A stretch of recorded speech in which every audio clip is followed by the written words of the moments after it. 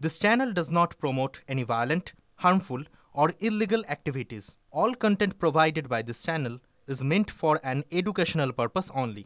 Top quality और consistent performance के लिए सिर्फ सिल्वर पंप नाम याद रखना। স্বাধীনতা দিবস মানে নিরাপত্তার বজ্র আঁটুনি, আর তার মাঝে বিরাট একটা ফসকা গেরো। 14 অগস্টের রাতে পার্ক স্ট্রিট মেট্রো স্টেশনে সুড়ঙ্গ ধরে 100 মিটার পর্যন্ত চলে গেলেন একজন যুবক। পরে তার নিথর দেহ পাওয়া যায়। এত বড় গাফিলতি, তারপরেও মেট্রো কর্তৃপক্ষ আবার সাফাই দিচ্ছে। সব জায়গায় তো নিরাপত্তা দেওয়া যায় না।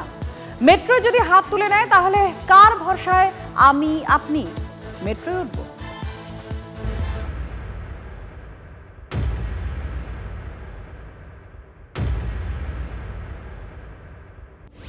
স্বাধীনতা দিবসের সময় নাশকতার আশঙ্কায় এয়ারপোর্ট, মেট্রো স্টেশনের মতো গুরুত্বপূর্ণ জায়গায় থাকে হাই অ্যালার্ট। এমন একটা সময়ে পার্ক স্ট্রিট মেট্রো স্টেশন থেকে সুড়ঙ্গে নেমে পড়েন বছর 25-এর এক যুবক। মেট্রো লাইনের পাশ দিয়ে হাঁটতে থাকেন এসপ্ল্যানেডের দিকে। এভাবে 100 মিটার চলেও যান। গভীর রাতে লাইনের পাশে উদ্ধার হয় অজ্ঞাত পরিচয় যুবকের পোড়া দেহ। বারবার কিভাবে নিরাপত্তার বেষ্টনী ভেঙে এভাবে অজ্ঞাত পরিচয় যুবক বা অন্যান্যরা ঢুকে পড়ছে লাইনের মাঝে, এমন ঘটনায় নিরাপত্তা নিয়ে রীতিমতো প্রশ্নের মুখে পড়েছে কলকাতা মেট্রো।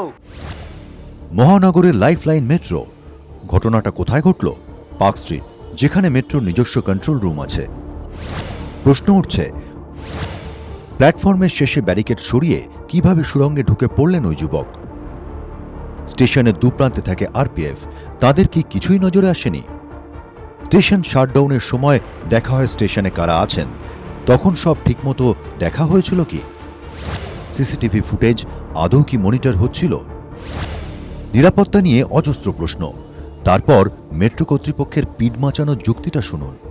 हम पूरा अच्छा महल बना दिए, पूरा तार उड़ लगा दिया, पूरा वो लगा दिया।